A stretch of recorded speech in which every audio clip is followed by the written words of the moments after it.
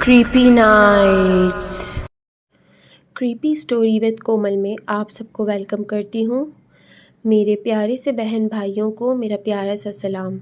कैसे हैं आप सब? उम्मीद है आप सब खैरियत से होंगे और बहुत खुश होंगे।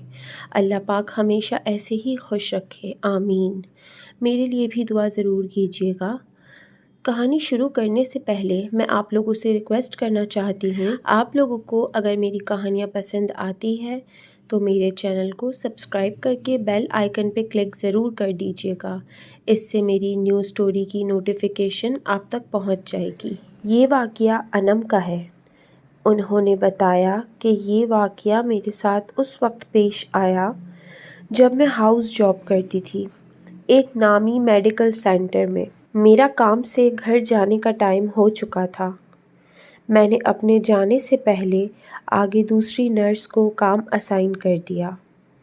जैसे कि आपको मालूम होगा कि एक शिफ्ट ख़त्म होने के बाद वो बंदा आने वाले दूसरे बंदे को सब कुछ समझा कर जाता है। इसी तरह उस दिन भी मैं जाने से पहले आने वाली बंदी को 4 बेड्स असाइन करके जा रही थी। उसमें से एक फ़ीमेल पेशेंट थी जो एक बेड पर बैठी हुई थी जो कुछ देर पहले खाली पड़ा हुआ था। मेरे दिमाग में फ़ौरन आया कि शायद ही अभी अभी एडमिट हुई है। मुझे बहुत गुस्सा आया कि ये मेरे जाने के टाइम पर ही आए हैं। फिर भी मैंने अपने आप को शांत करके सोचा कि इसका क्या कसूर है, ये बंदी खुद बीमार है। ये सोचते ही मैं उसके पास गई और मैंने पूछा, क्या आप अभी अभी आई हैं? आपका अभी ही एडमिशन हुआ है? उसने मुझे कोई जवाब नहीं दिया। फिर मैंने उससे पूछा, आपकी फ़ाइल कहाँ पर है? ये मैंने इसलिए पूछा था ताकि मैं उसकी हिस्ट्री निकाल सकूं और अपना काम ख़त्म करके घर जा सकूं। ये सुनकर वो लेडी चुप रहीं और उन्होंने कोई जवाब नहीं दिया। मुझे लगा कि शायद वो मेरी बात समझ नहीं पा रही होंगी, शायद लैंग्वेज समझ नहीं आ रही हो, क्योंकि यहाँ पर ये बात कॉमन थी कि अक्सर पेशेंट्स दूर दूर से आते थे जिनकी लैंग्वेज कुछ और होती थी और वो हमारी बात नहीं समझ सकते थे।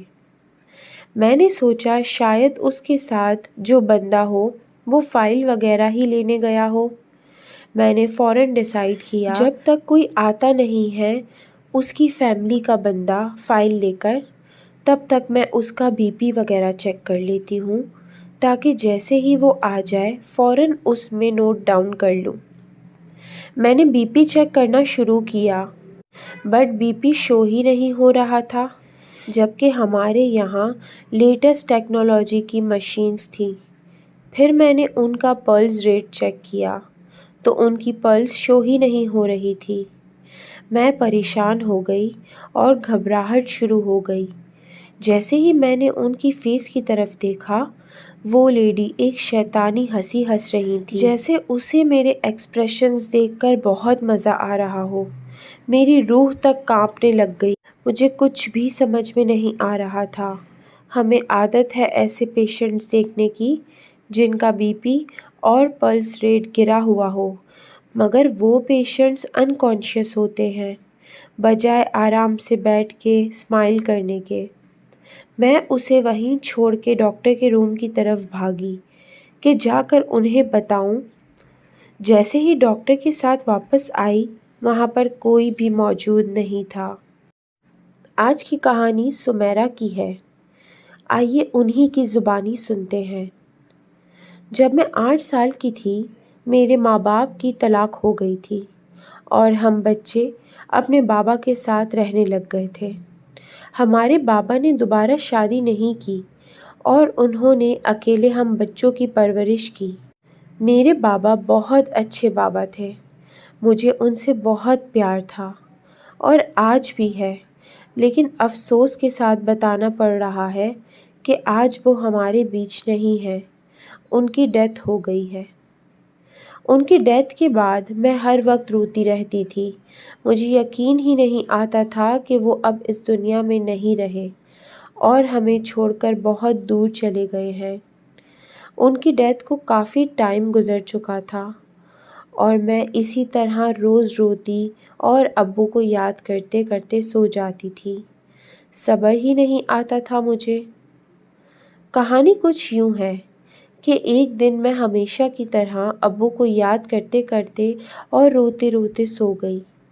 آدھی رات کے ٹائم اچانک میری آنکھ کھل گئی اور میں نے دیکھا کہ میرے پورے کمرے میں ڈھیر سارے بال بکھرے ہوئے تھے، اور وہ بال اتنے زیادہ تھے، روم کے باہر جو ہال تھا وہاں تک پڑے ہوئے تھے۔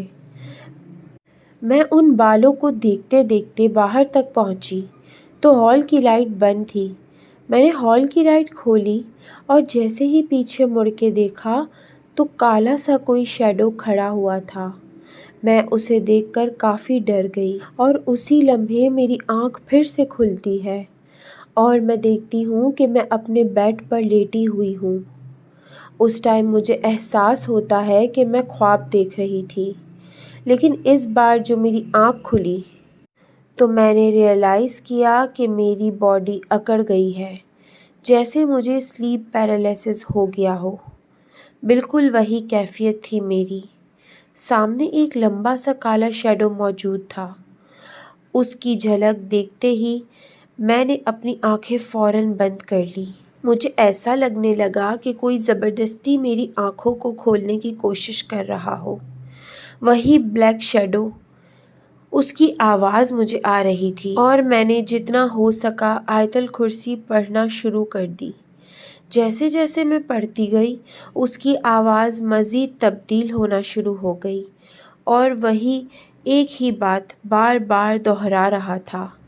میں ابو ہوں، تم سے ملنے آیا ہوں، آنکھیں کھولو، میری طرف دیکھو۔ اور جب جب وہ یہ ریپیٹ کر رہا تھا اس کی آواز تبدیل ہوتی جا رہی تھی۔ کچھ دیر یہ معاملہ ہوتا رہا۔ میں نے آنکھیں نہیں کھولی اور آیت الکرسی کا ورد جاری رکھا۔ کچھ لمحے بعد یہ سب بند ہو گیا اور میں اپنی نارمل پوزیشن پر واپس آ گئی۔ اس کے بعد مجھے احساس ہوا کہ کسی اپنے کو کھونے کا درد بہت زیادہ ہوتا ہے، مگر اس کو ایکسیپٹ کرنا بہت مشکل ہوتا ہے۔ لیکن ان کو رو رو کر یاد کرنے سے بہتر ہے کہ ان کے لیے نفل یا قرآن پاک پڑھ کے بھیجا جائے، اور ہمیں اس بات کو ایکسیپٹ بھی کرنا چاہیے کیونکہ یہ فیصلہ اللہ پاک کا ہوتا ہے۔ میں یہ بات مانتی ہوں اور سمجھ سکتی ہوں کہ یہ بہت مشکل ہوتا ہے کہ ہم اس بات کو قبول کر لیں کہ وہ بندہ اب ہمارے بیچ نہیں ہے، لیکن پھر بھی ہمیں اللہ کی رضا میں راضی ہونا چاہیے۔ اور ایک بات اور کہوں گی کہ میں نے کہیں پر پڑھا بھی تھا کہ کبھی بھی رات کو روتے روتے سونا نہیں چاہیے، اس سے دوسری مخلوق ہمارے قریب آ جاتی ہے۔ یہ کہانی لیلا کی ہے۔ لیلا کہتی ہیں، آج میں اپنے گھر کا قصہ آپ سب کے ساتھ شیئر کرتی ہوں۔ ہمارا گھر فیڈرل بی ایریا میں تھا، جو کہ میرے دادا نے 1970 کے آس پاس خریدا تھا۔ اس وقت وہاں آبادی نہیں تھی اور ہمارے گھر سے کھڑے ہو کر ڈالمیا سیمنٹ فیکٹری نظر آتی تھی۔ اب آپ خود سوچ لیں کہ آبادی کا کیا حال تھا۔ دادا نے اس گھر کو کرائے پر دے دیا تھا۔ 1977 میں دادا نے گھر خالی کروایا تو دیکھا کہ کرایہ داروں نے ایک کمرے کو بند کیا ہوا تھا اور وہاں جالے وغیرہ لگے ہوئے تھے، جیسے عموماً بند جگہوں کا حال ہو جاتا ہے۔ دادا کے دریافت کرنے پر پتہ چلا کہ انہیں وہاں ڈر لگتا تھا اور لگتا تھا کہ وہاں کوئی ہے۔ خیر سب شفٹ ہوئے تو دادا نے وہ کمرہ خود لے لیا اور وہاں چپلیں وغیرہ پہن کر آنے سے سب کو منع کر دیا۔ وہ اس کمرے کو صاف رکھتے اور خود بھی نمازی پرہیزگار تھے۔ ایک بار میرے ابو اور چاچا بجلی کے وائرنگ کا کوئی کام کر رہے تھے، تو ابو اس کمرے میں سیڑھی پر اوپر چڑھتے ہوئے گئے کہ ایک دم ہی نیچے گر گئے اور ان کی پیشانی کے پاس کافی زخم آ گئے۔ ان کا کافی خون بہنے لگا۔ ان کی پٹی وغیرہ کی اور کام بند کر دیا۔ چچی نے خواب میں دیکھا کہ ایک بزرگ ہیں جو سفید کپڑے پہنے ہوئے ہیں اور ان کی لمبی داڑھی ہے۔ وہ کہہ رہے ہیں کہ یہ لوگ ہماری رہنے کی جگہ کو خراب کر رہے ہیں۔ تو چچی کہتی ہیں، نہیں نہیں، ہم تو بس کچھ کام کر رہے ہیں، آپ کو اب تکلیف نہیں ہوگی، بس یہ کام کرنے دیں ہمیں۔ اس کے بعد جب دوبارہ کام کیا تو کچھ نہیں ہوا۔ ایک بار ہمارے گھر فاتحہ کروانی تھی، میری دادی کا انتقال ہو گیا تھا، تو اس سلسلے میں مولوی صاحب کو بلوایا تو وہ کافی دیر نہیں آئے۔ اب جائے نماز بچھی ہے اور ان کا انتظار ہو رہا تھا۔ اتنے میں کوئی بچہ آیا یہ بتانے کہ وہ اب نہیں آ سکتے، تو تایا کی بیٹی نے بڑی حیرت سے کہا کہ مولوی صاحب تو فاتحہ خوانی کر رہے تھے ابھی۔ سب حیران ہو گئے کہ وہ تو آئے ہی نہیں۔ تو اس نے بتایا کہ میں ابھی نیچے آئی تو دادا کے کمرے میں مولوی صاحب کو دیکھا بیٹھے ہوئے تھے، پیچھے کی طرف سے میں نے دیکھا، وہ جائے نماز پر بیٹھے تھے۔ اکثر مغرب کے وقت یا عصر کے وقت ایسا لگتا ابھی کوئی گیا ہے باہر کی طرف، یعنی لگتا کسی کی جھلک نظر آئی ہے، بس پیچھے سے جاتے ہوئے اور ہمیشہ سفید کپڑوں میں۔ پہلے پہل تو گھر سنگل سٹوری تھا، بعد میں پہلی منزل بھی تعمیر ہوئی۔ دادا کے کمرے کے اوپر جو کمرہ بنا وہ ڈائننگ ہال تھا اور سامنے سے کھلا تھا، کوئی دروازہ نہیں تھا، جس طرح آج کل اوپن کچن ہوتے ہیں۔ اوپر کی منزل کی تعمیر کے بعد وہ جو بھی شے تھی اوپر والے کمرے میں بھی چلی گئی۔ خیر وہ بھی ہم صاف ہی رکھتے تھے اور وہ نماز روم ہی بنوایا ہوا تھا۔ ایک بار ہمیں کسی نے بڑی پیاری ایک نسلی بلی تحفے میں دی۔ وہ بلی پوری طرح سے ٹرینڈ تھی، گھر میں گندگی نہیں کرتی تھی۔ کچھ ہی مہینوں بعد اس نے بچے دیے اور بچے اپنی صاف ستھری ماں پر بالکل نہیں گئے تھے اور ہم انہیں ٹرین کرنے کی کوشش کر رہے تھے۔ ایک رات انہوں نے اس اوپن روم میں جا کر گندگی کر دی۔ بس میری تائی کو خواب میں نظر آیا کہ 4 بچے ہیں جو اس کمرے میں کھڑے ہو کر پیشاب کر رہے ہیں اور بلی کے بھی 4 ہی بچے تھے۔ پھر اٹھ کر پہلا کام وہاں کی دھلائی کا کیا گیا اور پھر ان بچوں کو وہاں جانے نہیں دیتے تھے۔ اکثر گلاب کے پھولوں کی خوشبو آنے لگتی۔ اس گھر میں بہت ہی رونق تھی، نہ کبھی وہاں ڈر لگتا تھا نہ خوف آتا تھا، اور ہم لوگ اتنے عادی تھے کہ خیال ہی نہیں آتا تھا کہ کوئی اور بھی رہ رہا ہے ساتھ۔ میری تائی کو مزاروں پر جانے کا بڑا شوق تھا، اپنی بیٹیوں کو بھی لے جاتی تھیں۔ ان کی ایک بیٹی پر کسی چیز کا سایہ ہو گیا تھا اور جب اس پر حاضری ہوتی تو آواز بدل جاتی تھی۔ ایک بار اس پر حاضری کروائی، کوئی تھے پیر فقیر، انہوں نے کروائی تھی، تو وہ جو بھی شے تھی اس سے کہا کہ اسے چھوڑ دو، یہ جوان لڑکی ہے۔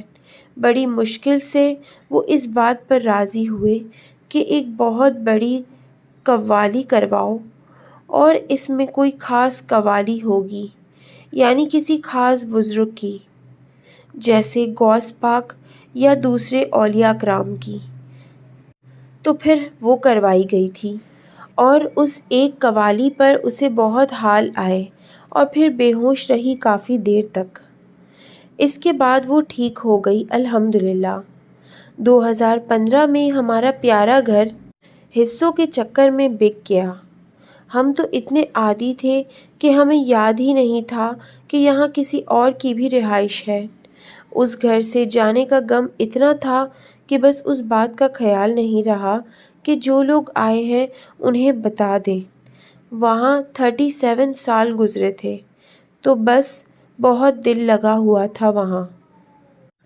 اس بات کا خیال اب آیا ہے جب ایک پرانے محلے دار سے پتہ چلا کہ ہمارے گھر میں جو لوگ آئے تھے ان کا تو رہنا مشکل کیا ہوا ہے ان جنات نے، اور وہ گھر بیچ رہے ہیں۔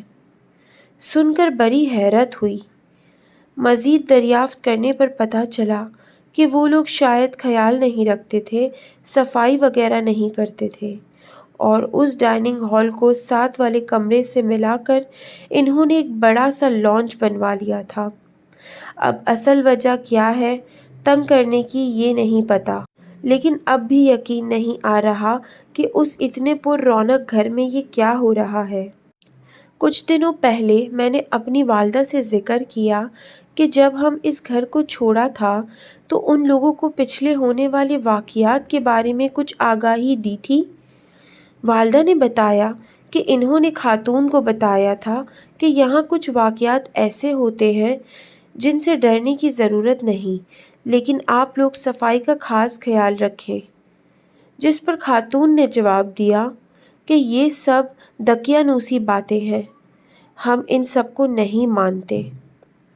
حتیٰ کہ والدہ نے وہ جگہ بھی بتائی تھی جہاں کوئی شے تھی، لیکن ان لوگوں نے زیادہ سنجیدگی سے نہیں لیا اس بات کو۔ اگر آپ لوگوں کو کوئی کہانی شیئر کرنی ہو تو دیے گئے ای میل ایڈریس پر یا واٹس ایپ پر شیئر کر سکتے ہیں۔